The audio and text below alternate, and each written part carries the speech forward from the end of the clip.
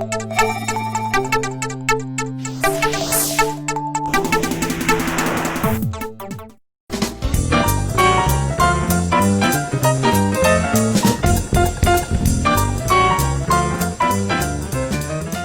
inicio al primer programa de Cabildo Abierto. Dejamos con ustedes al conductor de este programa, director de cine, televisión, escritor, el señor Raúl Peralta de la Sal Morís. Un aplauso para recibirlo, por favor.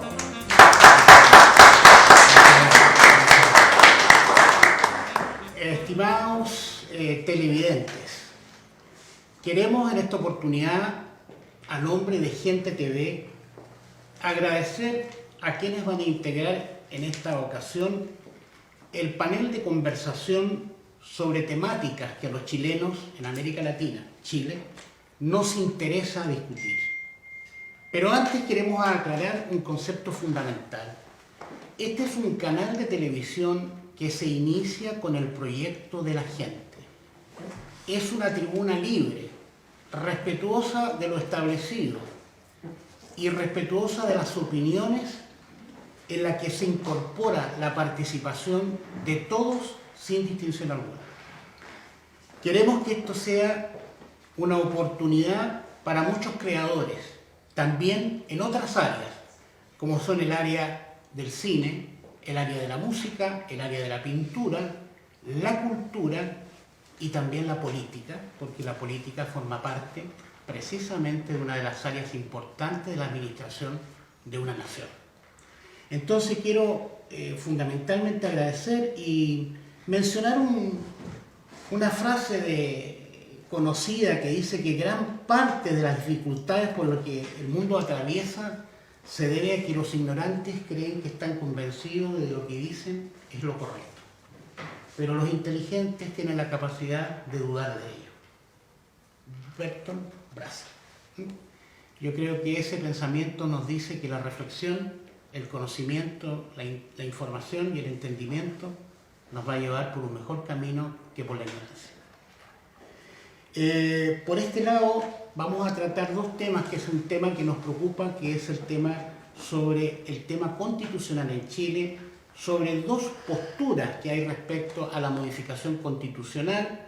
Tenemos aspectos que son jurídicos técnicos, que seguramente algunos de ellos va a mencionar, y otros que son las cuestiones políticas, que también se van a mencionar. Me permiten la libertad que los presente independientemente con las dos posiciones. Tenemos por este lado quienes postulan el concepto del rechazo a que se produzca esa modificación constitucional. Nos acompaña don Javier Labrín, que es licenciado en Ciencias Jurídicas, que es director ejecutivo de la Fundación Libertad. Bienvenido. Bienvenido. La distinguida dama, la señora Rosa Sánchez García. Aquí yo quiero destacar que ella ha sido una parte importante en la redacción de muchos documentos de la Cámara de Diputados, que es una ex dirigente estudiantil entusiasta de su época, que además ha cumplido funciones en el Poder Legislativo de la Junta de Gobierno. Así es. Y que naturalmente ahora dedica gran tiempo a otros aspectos que son más de orden espiritual. Así es. A don Berti Leal Vergara, que es un agrado que un artista nos acompañe. Gracias. Creo que es muy valioso, pianista, un profesor tremendamente extraordinario, y también con una postura, ¿no es cierto?, religiosa o, ¿no es cierto?, espiritual. Ellos optan por sostener este concepto del rechazo. Por mi otro lado me acompaña don Jörg Hummler, esto en alemán, yo se lo podría decir en francés, pero en alemán te lo podría decir mejor, médico, es director del sistema de salud, tengo entendido, director de consultorio y naturalmente, esto que es súper importante, presidente de Evópoli en la región de Valparaíso. Él, y aquí destacamos, es candidato a alcalde de la ciudad de Viña del Mar. Nos acompaña también Bárbara Tapia, no es Bárbara, bueno, precisamente, voy a hacer mención primero a don Víctor Andaur. Él es administrador de empresa, concejal de la ciudad en Viña del Mar, de la municipalidad de Viña del Mar, pero él también es militante del Partido Comunista, ¿no? Estaría en lo correcto la señora María Medina, destacada dirigente social, y algo muy importante, porque aquí es la participación de la gente, vocera del campamento Manuel Busto de Viña del Mar. ¿Es lo correcto?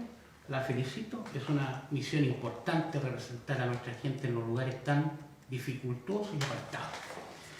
Bien, con la presentación de nuestros invitados vamos a ceder un poco la palabra, pero antes les pido una pequeña licencia porque quiero hacer una reflexión antes de que iniciemos el programa. Nosotros hemos hecho una invitación a muchos políticos, parlamentarios, me gustaría que ustedes opinaran sobre eso, para que asistieran libremente a conversar con nosotros. Pero ellos tienen una habilidad, en una gran mayoría, de escapar de esas posibilidades, ¿no? Yo creo, señores parlamentarios, que ustedes que tienen no superior al 2%, el alejamiento de la gente, la lejanía de poder escuchar una opinión a los senadores o alcaldes que dicen representar definitivamente al mundo popular, no se hagan presentes en una conversación donde la gente quiere escuchar lo que ustedes piensan, quieren preguntarle, quieren tener una información. Es algo que no nos favorece a ninguno de los chilenos. Nosotros queremos un mayor acercamiento con la autoridad. Y otro hecho que nos pareció y que me gustaría que ustedes lo comentaran. Teníamos un invitado que venía por la opción del rechazo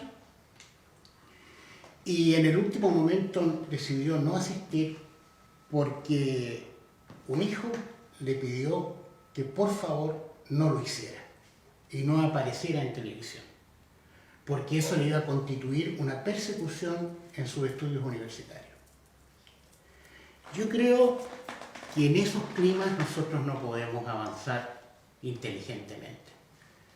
El miedo no contribuye ni ayuda absolutamente a nada.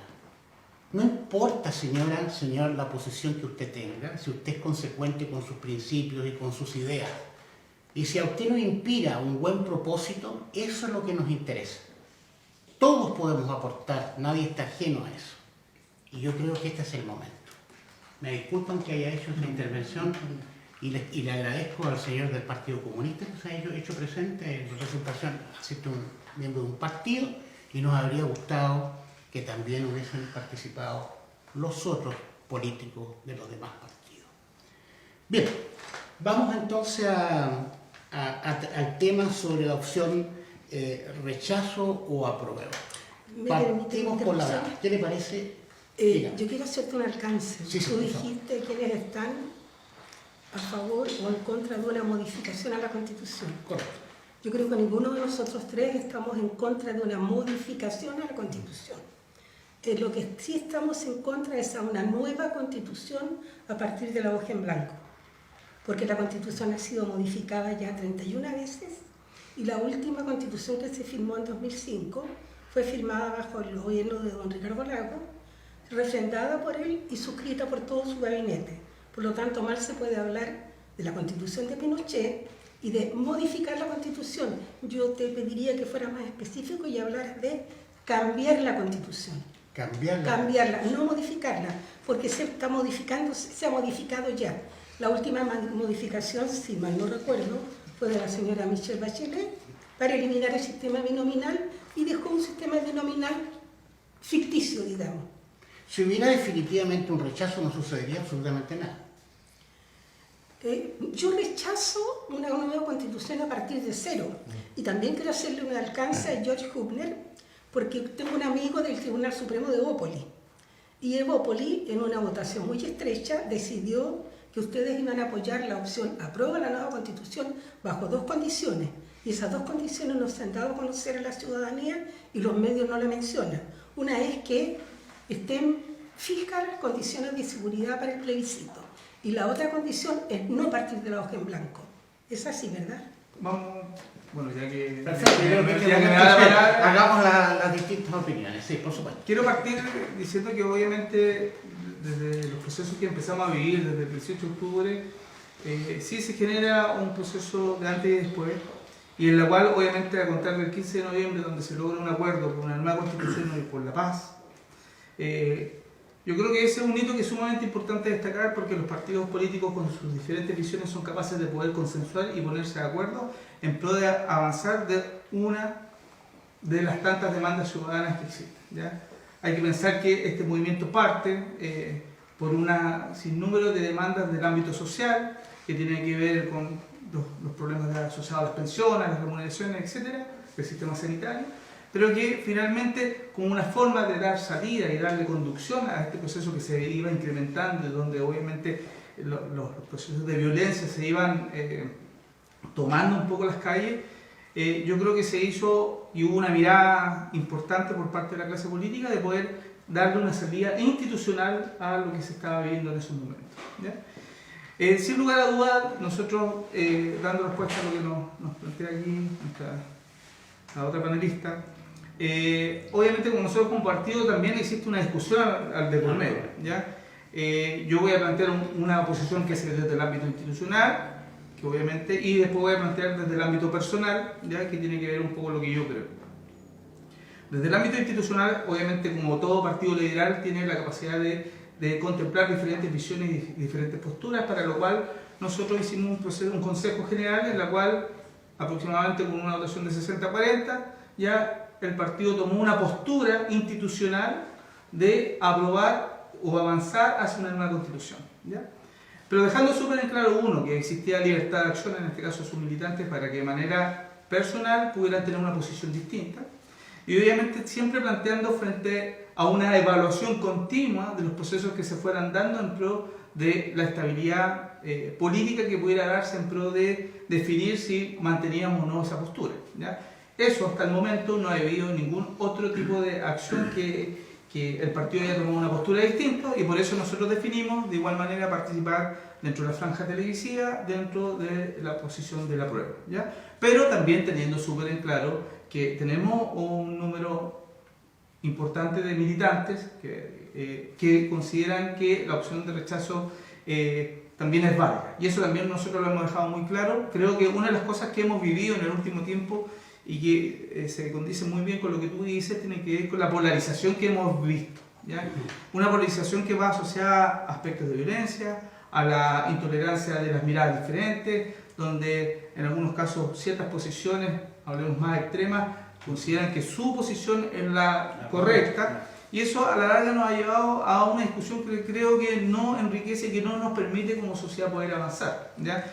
Y eso yo creo que efectivamente, y por eso entiendo de igual manera que los partidos nuevamente políticos se vuelven a juntar hace unos días atrás, de tal manera para poder volver a darle canalización y seguir el proceso a través de la institución, ¿ya? Yo creo que todos no queremos que se quiebre la institución, porque eso sería sumamente negativo como sociedad, ¿ya? Pero sin lugar a duda, y por eso el rol que cumplen todos los actores políticos, sociales, universitarios, son tan relevantes para poder tener un discurso que permita mantener en este caso la institucionalidad y canalizar de manera positiva las diferencias que pueden existir.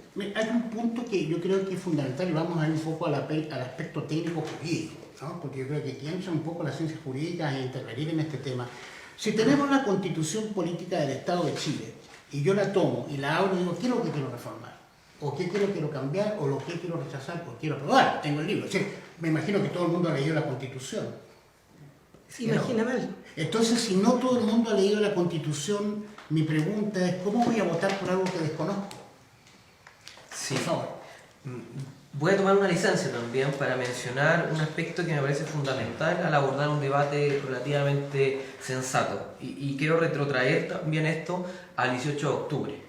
Porque el 18 de octubre nosotros vivimos una ruptura social, como la denominó la Premio de Historia Sol Serrano, más que estallido como la denominaron los periodistas. Yo prefiero usar esa nomenclatura. Y recordemos cómo nace esto. Primero, por supuesto, la mecha surgió producto de el alza de la tarifa del metro, sin duda, pero también sería muy mezquino quedarnos solamente con ese aspecto para generar Esa es esta como efervescencia. la gota que rebalsa el Esa vaso, fue la gota, pero sin embargo hay otros aspectos que también llevaron a la ciudadanía a alzarse y manifestarse de la forma en que lo realizó en esa fecha. Y también me gustaría que hiciéramos un pequeño raconto para recordar cuáles eran las principales demandas que surgieron en ese periodo. Podemos recordar los afiches del 18 de octubre, posterior a ello, que muchos de ellos decían salud digna, mejor pensiones, ingresos decentes, derecho a la vivienda digna, salud digna, etcétera, no sé si lo dije. Y ninguno de ellos, déjenme también mencionarlo para que hagamos este raconto, ninguno de ellos decía ni una nueva constitución. Ninguno de esas demandas sociales decía nueva constitución. Pero por otro lado, ¿quién tenía esta demanda? Y aquí tenemos también que volver a la historia. Hay algunos intelectuales públicos de izquierda que llevan por lo menos unos 10 años con esta cantinera. Con esto me refiero al profesor de Derecho Fernando Atria, que ustedes a lo mejor lo pudieron haber leído respecto a su libro El otro modelo. El trasfondo de esto era que creía que nuestra constitución estaba agotada. De la misma forma también el profesor de la Universidad de Santiago, Alberto Mayor, en el derrumbe del modelo. Con esto quiero decir que de nuevo llegamos a un debate que fue capturado por las élites, donde nosotros en un comienzo estábamos demandando cosas tangibles, mejoras tangibles, sociales. Terminó siendo un debate de élite. ¿Y por qué de élite? Usted nos parte de la premisa de que quizás todos habemos leído la Constitución. Lamentablemente, eso no es así. Entonces, ¿cómo vamos a votar por algo que no conocemos? Esa es mi pregunta. ¿Qué opinión tenemos respecto a eso? ¿Cómo se está instruyendo definitivamente a la gente, a nuestro pueblo, a la persona común y corriente que va a tomar una decisión exactamente igual que la suya?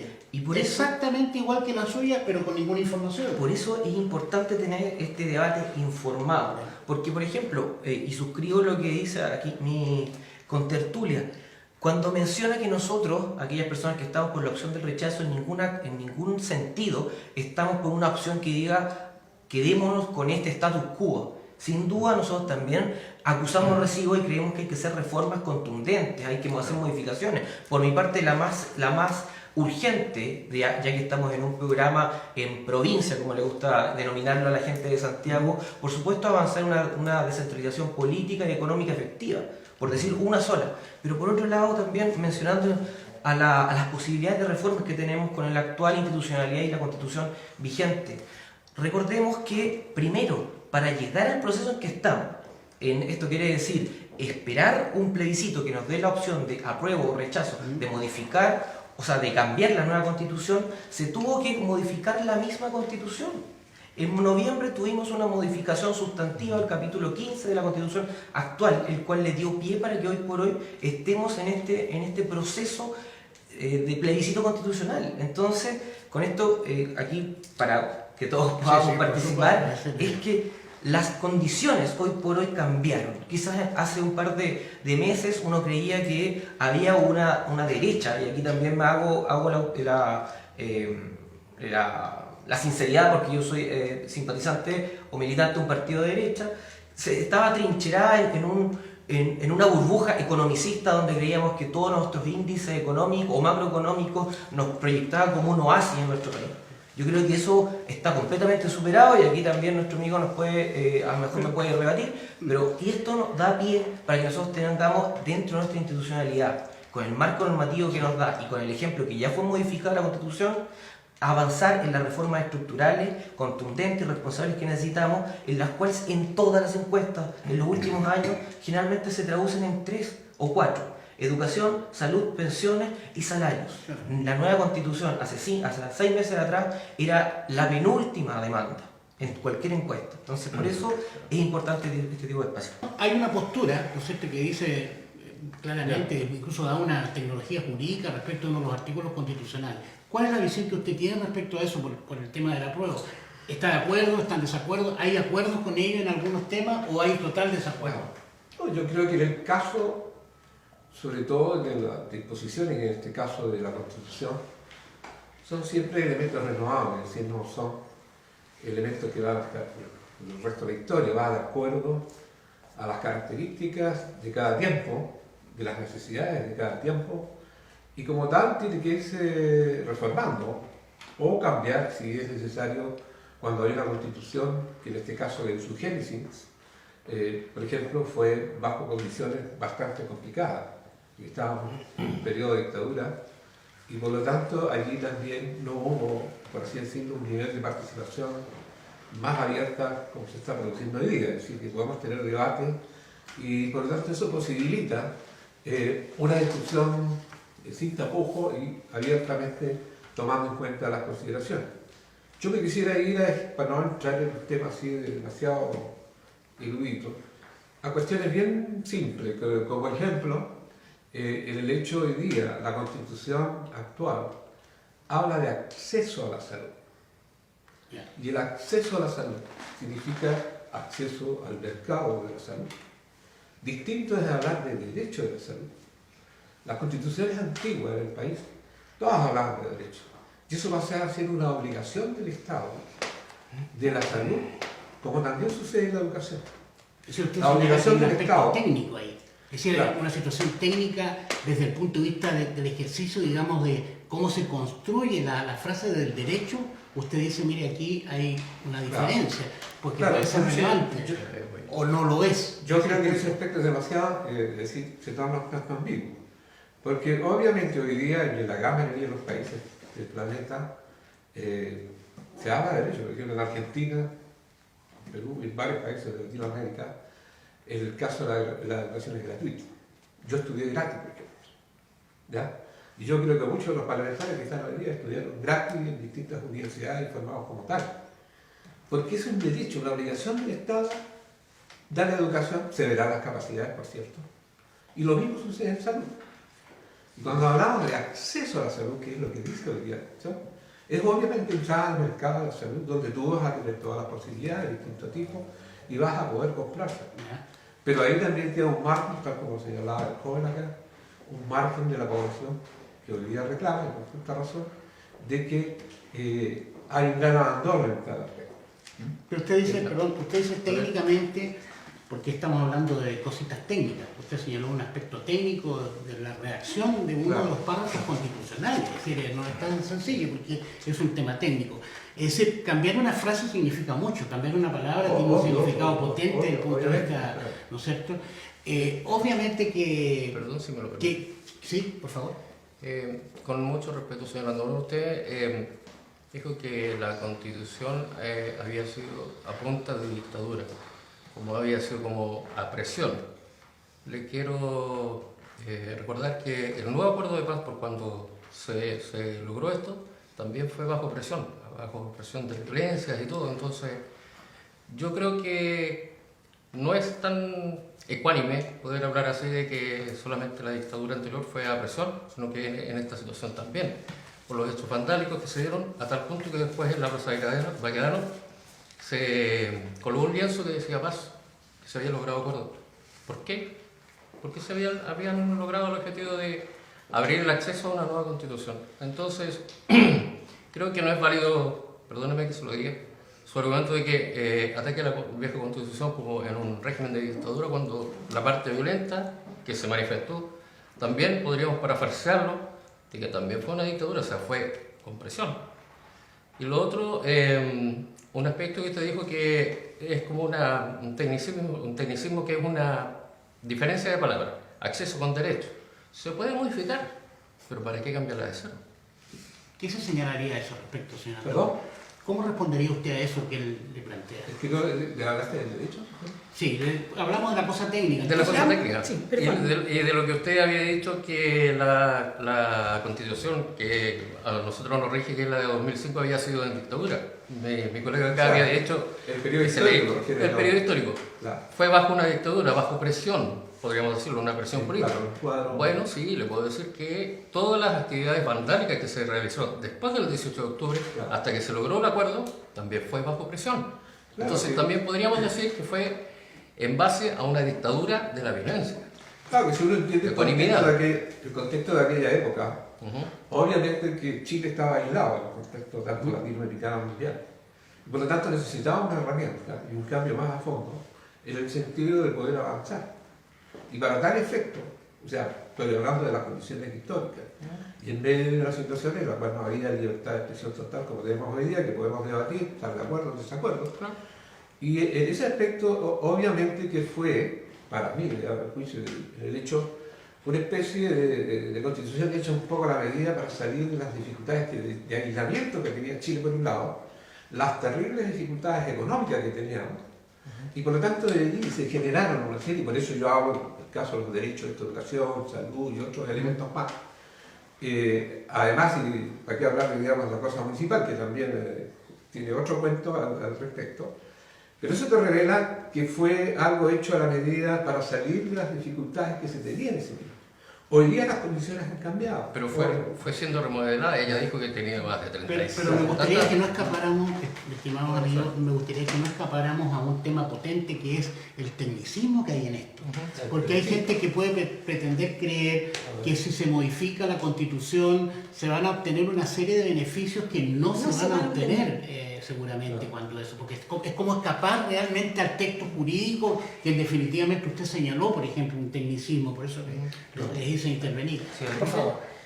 respecto a lo que se planteó anteriormente, respecto al génesis de la Constitución de 1980, un régimen de facto, yo creo que eso lo tenemos que hablar claramente y sin duda no tenemos por qué renegar eso. Perdón que interrumpa, porque tengo que aterrizar el tema. Es decir, él planteó, hay una cosa técnica, Sí. que sí es importante porque en la modificación... Pero voy para allá para que Ya, vayamos purificando un poco el debate, porque está bien, tuvo un régimen de facto, no hay ninguna negación en ese sentido, y sería además desconocer la historia. Pero también en la misma línea, para no desconocer la historia, tenemos que trasladarnos a 1989, donde se celebró un plebiscito. En ese plebiscito votaron más de 6 millones de personas, en lo cual se introdujo por lo menos 50 reformas a esa constitución, a la original de 1980. Posteriormente tuvimos otra gran modificación, que fue la del 2005, que señalaba mi contertulia, en la cual tiene la firma de Ricardo Lagos, de Francisco Vidal, el cual está en todos los matinales de la mañana, y también Yana Proboste, actualmente senador, y donde Ricardo Lagos nos dijo que tenemos hoy por fin una constitución democrática, acorde al espíritu de Chile. Hoy despunta la primavera, con un discurso que solamente Ricardo Lagos sabe pronunciar. Entonces, hoy por hoy, con toda la cantidad de modificaciones que se han hecho a la actual Constitución, casi el único capítulo que queda relativamente originario es el del Banco Central. Todos los demás han tenido una que otra modificación. Por lo tanto, hoy por hoy es muy mezquino, creo yo, comenzar a señalar esta constitución como la constitución de Augusto Pinochet. Yo creo que hoy por hoy podemos hablar que esta es la constitución de la transición, para ser más técnicos. Pero la pregunta sí, voy a ir a la cosa técnica nuevamente, porque cuando se tiene un texto constitucional y se va a votar si se cambia o se modifica, hay que hablar de artículos que se quieren. ¿Qué artículos? Si yo les paso a ustedes la constitución y le digo, bueno, ¿qué es lo que quieren aquí ustedes cambiar? De todos estos artículos, ¿cuáles son en definitiva? Y la otra pregunta, como queda dando vuelta en el aire, y que es importante, le paso inmediatamente la palabra, es, ¿quiénes van a intervenir en este trabajo? ¿Personas doctas, instruidas para entregar la información técnica adecuada? ¿Quiénes son en definitiva? Bueno, esas son preguntas que nos iremos a responder, pero no quiero dejar porque la señora tiene la palabra. Sí, bueno, yo voy a hablar desde la otra mirada, no de la mirada técnica, ni tampoco de la mirada profesional. Perfecto. Yo voy a hablar desde la parte, se puede decir, de como cualquier chileno de clase baja diría, de la guata, disculpando la expresión. Porque nosotros estamos muy lejos de lo que ustedes en este momento están hablando, ¿ya? Entiendo perfectamente lo que dicen ustedes, que por qué están por el rechazo, pero también decir de que sí, en este caso yo estoy por el apruebo, porque somos nosotros los que hemos vivido por años y seguimos viviendo con una misma situación nefasta, y no del 80 ni del 2005, sino que desde hace 47 años atrás, desde que partió o terminó la dictadura, cuando nos dejaron esta constitución. Y ahora yo me alegro que la nueva constitución que el pueblo está pidiendo sea una constitución democrática y no elegida entre cuatro paredes o por un grupo de personas profesionales que todo lo que hicieron fue favoreciéndose ellos, pero jamás favoreciendo a la gente más necesitada, más pobre. Y lo hablo ¿por qué? Porque nosotros, y me incluyo yo, sabemos lo que cuesta, porque ninguno de ustedes me va a decir que saben vivir con 200, en este momento 280.000 pesos, incluso, y estoy hablando de sueldo mínimo, sin contar con las jubilaciones de personas que tienen millones de pesos en sus AFP, sin embargo reciben ¿cuánto? 90.000 pesos, personas que tienen su salud deteriorada, que no les alcanza para hacerse un tratamiento. ¿Por qué? Porque tienen muchas veces enfermedades terminales. Sin embargo, por esa constitución o por esos acuerdos que se hicieron en la dictadura, nos dejaron a todos amarrados. Y lo único que hemos sufrido somos nosotros. Por lo tanto, vuelvo a repetir, nosotros estamos de acuerdo que se haga una nueva constitución. Usted acaba de decir, ¿y quién va a hacer esa nueva constitución? Personas aptas, personas profesionales. Obvio que van a tener que haber, pero también tiene que haber gente de abajo que expliquen el día a día de uno para que ellos puedan entender por qué la gente quiere que se cambie la constitución. Estaban hablando de derechos, ¿ya? ¿Pero qué derechos? Yo vengo de un campamento. Muy bien, señoría. Tenemos que hacer un pequeño corte porque vamos a comerciales. Y lo que quiero recoger antes de ir a comerciales, que usted ha dicho algo que es muy valioso y que lo quiero recoger porque es importante, porque usted lo ha señalado. Usted tocó un tema y que se llama empatía. Usted pidió que haya empatía, que fue al principio del programa, que fue lo que dijimos, ¿por qué no asistían los políticos a las grandes discusiones? Porque no hay empatía. Si hubiera empatía, las cosas serían completamente distintas. Bueno, vamos a hacer una pequeña interrupción a comerciales. Estamos en el Club de Campo, Don Elías Figueroa. Esta es la casa de Sarah Brown. A mí me tocó realizar hace muy poco una película sobre la ciudad de Valparaíso con la UNESCO y precisamente uno de los filántropos era doña Sarah Brown, ¿no? Y sobre todo con la Universidad Católica de Valparaíso. También queremos agradecerle a Café Mangos, que nos acompaña de la ciudad de Viña del Mar, que está en la avenida Valparaíso 340 y que desde el año 2003 está prestando este servicio, así que cuando por favor ustedes se tomen un cafecito, que sea mango, por favor, porque es gente que está creyendo de que la participación de todos ustedes hace posible una mejor nación. Vamos a los comentarios.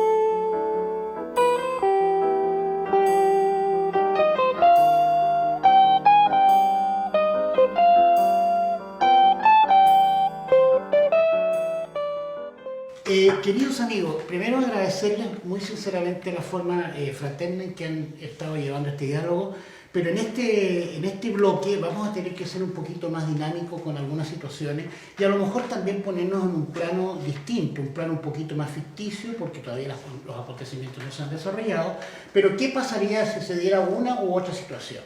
¿No? ¿Está claro? Pongamos la primera, por favor, hagan ustedes las opiniones rápidas, las vamos sacando adelante.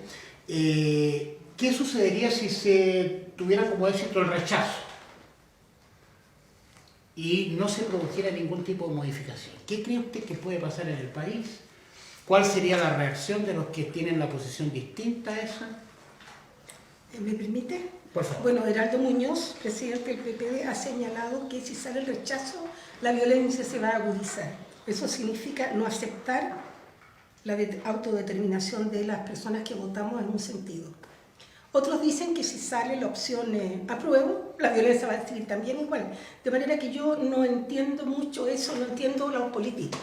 Y ahí quería llegar a un punto en el que quedamos en el bloque anterior. Tú hablabas de la empatía. La empatía, sí, exacto.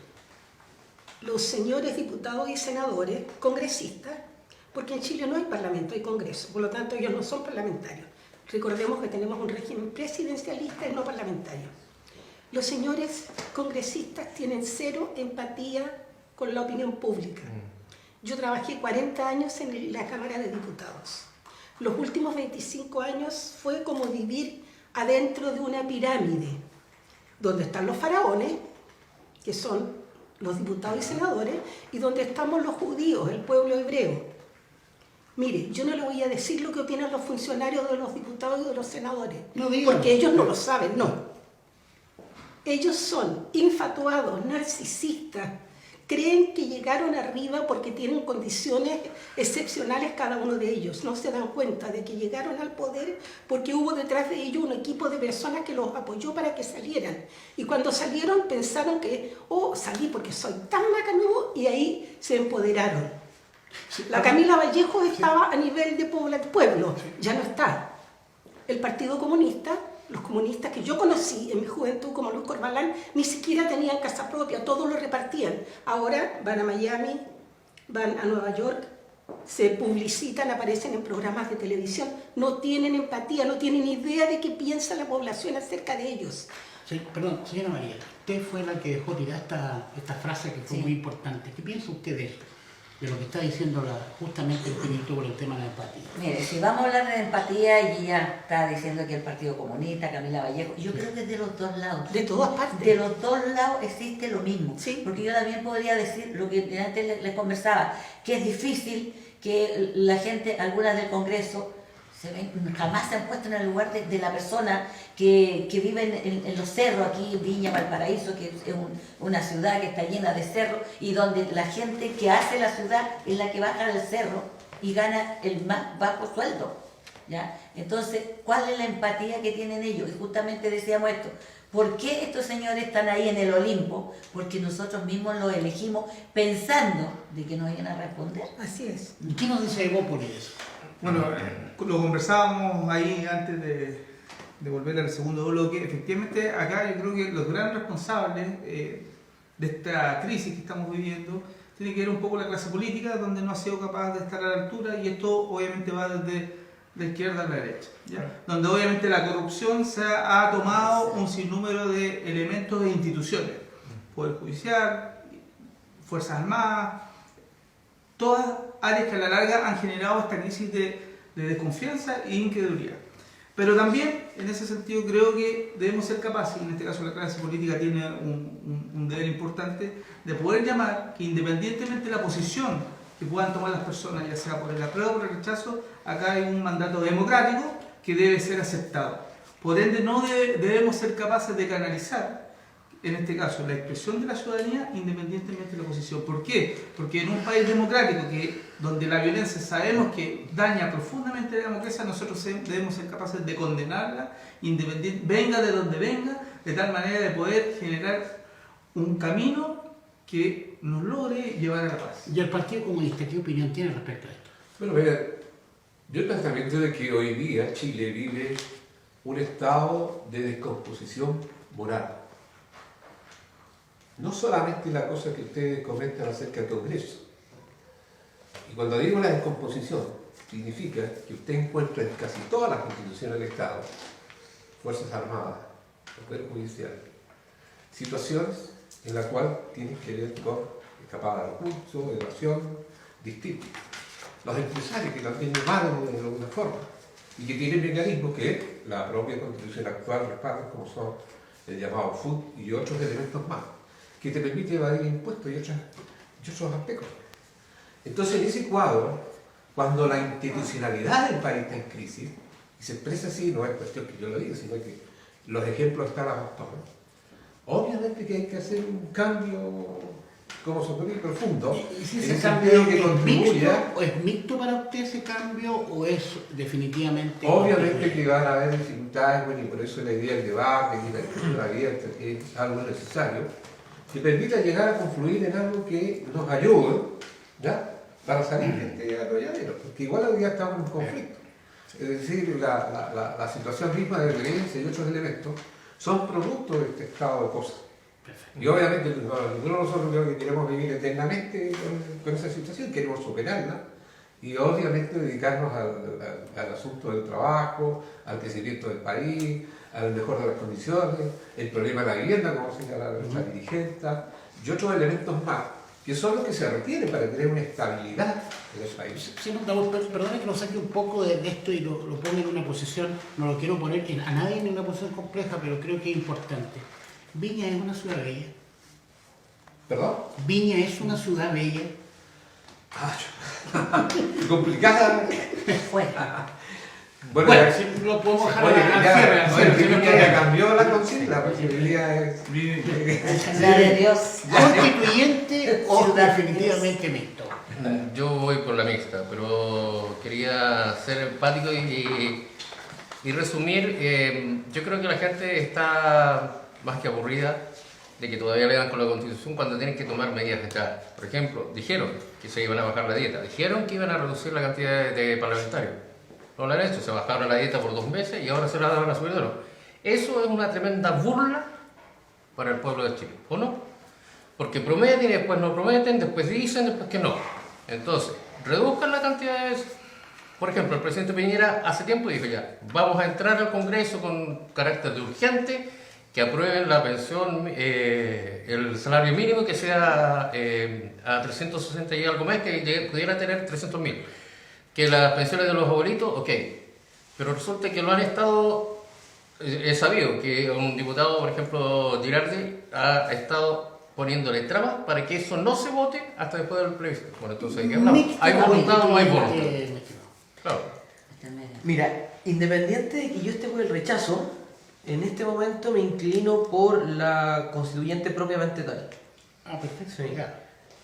Antes de entrar a eso me gustaría tomar un poco lo que mencionaba el concejal del Partido Comunista, en el cual comparto plenamente que hoy por hoy nosotros tenemos una descomposición moral de las instituciones. Yo recuerdo que quizás en momentos más vertiginosos de nuestra historia reciente, nosotros teníamos cierto respaldo o espalda de, por ejemplo, instituciones como la Iglesia Católica, pensando en la Vicaría de la Solidaridad. Hoy por hoy sabemos las condiciones que está la Iglesia Católica y yo hago aquí la autocrítica como católico, porque me duele precisamente lo dolida o lo maltrecha que está precisamente producto de lo que todos sabemos que ha cometido el alto clero. Y por otro lado, también lo que mencionaba el doctor en relación a que acá la política fue lo que fue insuficiente para dar respuesta y cauce a los problemas de la gente y las cuales nos mencionaba nuestra amiga, porque hubo una cierta desconexión de los políticos con los anhelos de la gente. Pero al parecer parece que no se han seguido entendiendo porque las cosas siguen estando exactamente igual. Es decir, usted está sosteniendo algo que yo creo que representa 100% a la opinión pública, pero no veo que haya habido un cambio de actitud. No hay voluntad política. Y por eso, si quiere escuchar, igual. aquí lo conecto un poco con la intervención en el primer bloque, porque nosotros vimos que habían demandas, por ejemplo, por una salud digna, por un acceso a la vivienda, por una mejoría respecto al ingreso mínimo, y son cosas que en definitiva no pasan por el cambio de la Constitución. Nosotros tenemos un decreto ley y leyes en las cuales podemos modificar, por ejemplo, el sistema de FONASA, las ISAPRES, también que están en boga los delitos de cuello y corbata, eso los encontramos en el Código Penal. Entonces, ahí de nuevo vemos cómo está desconectada la clase política con los anhelos y las pulsiones populares. Y aquí a la pregunta, disculpa, yo creo que hoy por hoy mi sector, la derecha, se ha inclinado mayoritariamente por la convención mixta. Y por otro lado ha decidido no apoyar por la asamblea propiamente constituyente. Yo miro con bastante recelo ambas opciones porque ya que yo estoy por el rechazo, pero sin embargo veo que en la comisión mixta hay bastantes contradicciones para ponernos sobre la mesa. Por ejemplo... Pero hablemos que lo que es para explicarle bien a la gente qué es lo que es lo mixto y qué es lo que es lo constituyente. O sea, enseñemos un poco de qué se trata para explicar. Por favor. La comisión mixta... La convención mixta, muchas gracias, se entiende como un órgano colegiado democráticamente electo para el solo efecto de redactar la nueva constitución, en el cual sus integrantes va a estar un 50% compuesto por congresistas en ejercicio y un 50% ciudadanos electos democráticamente. a pesar de que ese 50% de congresistas no tenga el respaldo, tenga el menos del 2% y el rechazo de la población. Por ahí va un poco las Entonces, razones por las cuales yo tengo cierta suspicacia respecto a ese. que me suelta Y por otro lado, cuando hablamos de la convención constituyente, o la comisión constituyente, Convención constituyente, es, si nosotros nos referimos directamente a la RAE, es un sinónimo de asamblea, así que podemos usarlo indistintamente. Un eufemismo, lo más Y además, cualquier profesor de Derecho Constitucional de la universidad que usted desee va a entender que, nuevamente, esto es un órgano colegiado democráticamente electo para el solo efecto de redactar una nueva constitución. Entonces, y que ahí es electo democráticamente todos como ciudadanos. Perfecto. Hay un tema que en el aspecto constitucional les quiero consultar a ustedes. ¿Esta es una constitución laica o no? Está claro que esta constitución es laica, estoy hablando de la constitución del 25. La de 1925. Entonces, como lo pongo como antecedente, ha pasado muchas cosas hacia adelante que parece que se perdió esa característica de constitución laica. Y yo creo, en lo particular, no voy a dar mi opinión personal porque estoy conduciendo un programa, pero mi pregunta es, ¿qué sucede con la Constitución? ¿Tiene garantizado en este minuto el aspecto laico de nuestra sociedad? Sí, yo creo Porque que si estamos sí. hablando de modificar, ese sería un punto que hay que modificar. Sí, yo creo que sí, consagra, Chile es una república democrática y laica, pero consagra el derecho de que cada cual profese la religión que se le dé la gana. Así tenemos en Chile musulmanes, judíos, ortodoxos, dentro del cristianismo distintas corrientes, protestantes son en realidad los que no somos católicos, y dentro de los mismos protestantes distintas denominaciones, los pentecostales, presbiterianos, bautistas, etc. Entonces sí, la Constitución es laica, democrática y libre. ¿Lo garantiza, señor Andaúl? ¿Perdón? ¿Garantiza esta Constitución Sí, la yo laicidad? creo que eso de la libertad religiosa es una necesidad. Es decir, Sí, lo no se garantiza, puede garantiza la libertad de religión. Estableció el 31 de octubre como el Día de la Iglesia Evangélica, porque te voy a hacer un recuento histórico. En la Constitución de 1833, la religión oficial del Estado era la religión católica. No se permitía ninguna otra religión en el país. Yo vengo de la iglesia protestante más antigua de Chile, que fue fundada por la colonia británica que llegó con las compañías navieras a Valparaíso. Sí. Tuvieron que tener un cementerio aparte, que es el cementerio de los disidentes. Y la primera iglesia protestante de Chile se ubicó en la calle Condel, y es la actual iglesia presbiteriana. Si ustedes van y la observan, está construida como 3 escalones bajo el nivel del piso. ¿Eso por qué? Porque de acuerdo con la Constitución de 1833, ninguno que no fuera católico tenía derecho a estar al mismo nivel de los católicos, es decir, tenían que estar más abajo, y el acceso a la iglesia no estaba por el frente, estaba por el costado, para que nadie escuchara a los protestantes con sus cantos. En la Constitución de 1925, Arturo Alessandri Palma consagra el derecho de libertad religiosa, y por primera vez dejan de funcionar en la clandestinidad las iglesias protestantes. El primer protestante aquí en Chile fue David Trumbull, el primer pastor que hubo. Ese es un dato interesante. Sí, en la actualidad hay libertad de religión en la Constitución. Los llevo a este tema porque es un tema que está también muy álgido en la discusión. El concepto de la laicidad. Yo creo que hay un problema, y me gustaría comentarlo, doctor, también con usted. Hay un problema bastante delicado en el uso de los conceptos. Los conceptos, cuando se utilizan mal, informan mal. La concepción de la Real Academia Española con respecto a la terminología laico significa no pertenecer a la religión alguna.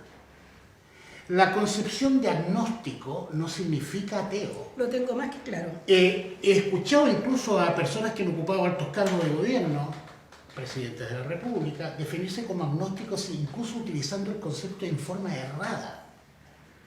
Agnóstico significa una persona que no se va a negar al conocimiento. Es una palabra griega cuyo significado es sabiduría. No, si se Entonces yo ¿por qué les tomo esto? Porque me he dado cuenta, y yo creo que en esto ustedes pueden participar en este cierre, el mal uso de los conceptos tiene el objetivo de confundir a la población. Y si se confunde a la población, se le hace cometer errores. Creo que, por ejemplo, ustedes han citado un hecho que es fundamental, que lo tocó la señora María con respecto a la empatía. Justamente, Si nosotros podemos informar empáticamente, educar lo que ustedes están haciendo, demostrar que civilizadamente podemos discutir temas distintos. La señora María, tengo entendido, probablemente va a ser hasta candidata, ¿no? Sí. Va a representar a un sector importante de la población. Y yo creo que todas esas cosas son tremendamente importantes. Pero creo que es fundamental que los conceptos que se viertan con responsabilidad y con la transparencia que esos conceptos tienen. Raúl, tengo un alcance ahí muy importante porque en mi oficio, yo no tengo ninguna profesión, soy absolutamente autodidacta, con la excepción de que un jefe de la redacción de sesiones del Senado en su oportunidad me brindó la oportunidad de aprender taquigrafía. Me enseñó un oficio muy interesante. Yo defino la taquigrafía como el arte de escribir a la velocidad con que se habla. Y mi universo cambió absolutamente, de haber sido yo telefonista en el Senado, ganando el mínimo sueldo, a llegar a tener un cargo de redactora. Pero me saqué literalmente la cresta estudiando y trabajando. Y lo que voy es el lenguaje. Nuestra producción nos está exigiendo que los tiempos se van terminando, nos van apretando. Me gustaría que a lo menos un par de 30 segundos cada uno pudiera dar un mensaje a nuestra gente que está viendo este programa y que naturalmente está informándose con ustedes. Y qué mejor que informarse en nuestra región. Pero lo más importante, como tú dijiste, son los conceptos del lenguaje. El lenguaje construye realidades. Exactamente, construye realidades. El lenguaje es lo más importante que tenemos porque hablando nos entendemos. Nosotros hemos podido tener un diálogo muy enriquecedor. Para mí ha sido un gusto conocerlo y creo que si todos tuviéramos la misma disposición que nosotros 6 tenemos en este minuto, podríamos llegar a unos acuerdos. Ve, señores parlamentarios, que es fácil. Ve que, señor parlamentario, no hay que arrancar de las reuniones. Ve, señores parlamentarios, que no hay que esconderse ni tener miedo. Bueno, le pasamos unos segundos, partimos por acá, ¿le parece? Sí, solamente agradecer el espacio de poder compartir y debatir. Yo creo que es sumamente importante poder informar a todos los televidentes de tal manera que, de acuerdo a sus convicciones, principios, pueda tomar una postura, la cual usted desea. Creo que dentro de este proceso se han generado ciertas garantías que son favorables, en este caso, para que el proceso se dé de buena forma, para evitar, y me gustaría desdramatizar algunas posiciones un poco extremas que tienden a generar el miedo, y creo que cuando existe el miedo para uno u otro sector, obviamente nos hace tomar malas decisiones y a la larga, desinformadamente, creemos que cierta condición nos va a llevar a uno a otro lado. Por eso, es toda una gran oportunidad. Creo que desde nosotros hemos visto que acá esta comisión técnica que permitió conformar ciertos canales de cómo se va a conformar, si en el caso que se dé el apruebo, obviamente hay elementos que son importantes, donde hay un quórum de 2/3 que a la larga va a permitir generar consenso en los distintos puntos que hay que abordar. Hay que recordar que esta hoja en blanco que algunos plantean tiene que ver, ni siquiera están en blanco, porque obviamente recogen los 200 años de institucionalidad y donde obviamente está plasmado lo que es el sistema democrático, republicano, los tratados internacionales, etc. Le tengo que quitar el tiempo, lamentablemente, estimado. Le paso unos 30 segundos para él. Bueno, yo me quiero despedir leyendo un artículo. Dice, abro comillas, el Estado reconoce el derecho a todos los ciudadanos a una vivienda digna, a educación, alimentación y seguridad social. Cierro comillas. Ese es el artículo 22 de la Constitución Política de Haití. Yo le pregunto al ciudadano que nos está viendo, al televidente, si es que en Haití se reconocen, se consagran esos derechos. Yo creo que la respuesta, con la venida de grandes ciudadanos hoy por hoy haitianos en nuestro país, queda más que claro que no. Por lo tanto, la Constitución no tiene la fuerza de cambiar la realidad. Y nosotros hoy por hoy, con la clase política, están forzando a esa salida, la cual no va a ser una lámpara mágica que va a solucionar todos los problemas. Por otro lado, también les comento que ¿quién va a redactar la nueva Constitución? No va a ser el pueblo, no va a ser ni siquiera ninguno de los 7 que estamos acá. ¿Por qué? Porque la Convención Constituyente se elige en el mismo sistema de los diputados. Por lo tanto, ¿quién van a salir electos? Los partidos políticos. No la va a redactar la ciudadanía ni el pueblo. Y por otro lado, el CERVEL ya fijó en 30.000 millones de pesos solamente la elección de apruebo o rechazo. Eso es a lo que estamos sometidos hoy por hoy por esta clase política que no supo responder a las reales urgencias sociales. Señor Andrés. Sí, bueno, también sumarme a agradecer. Yo quiero ser rapé, el caso por factor tiempo. Y yo creo que el apruebo porque en el fondo una sensación nueva es lo más correcto, orientador y desafío para los nuevos tiempos. Nuestro pianista.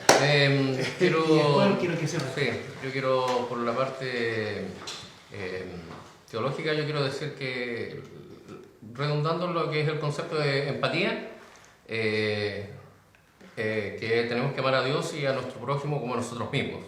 Yo creo que por ahí va el tratar de yo ponerme los zapatos de la otra persona, viendo las necesidades de él y tratar de brindarle también las mismas posibilidades que yo he podido tener.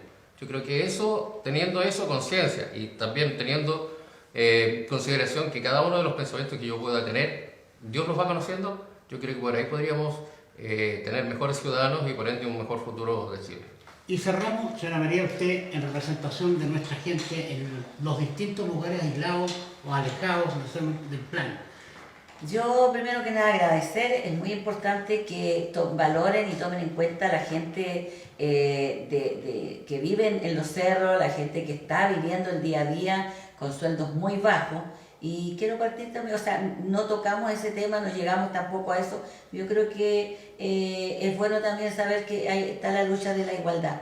Mientras no haya igualdad en todo sentido, los problemas van a seguir. Ahora me quedo con lo que decías tú del tema de los partidos políticos. Obviamente que los partidos políticos se van a hacer cargo de esto, pero los partidos políticos, no los políticos que hay ahora.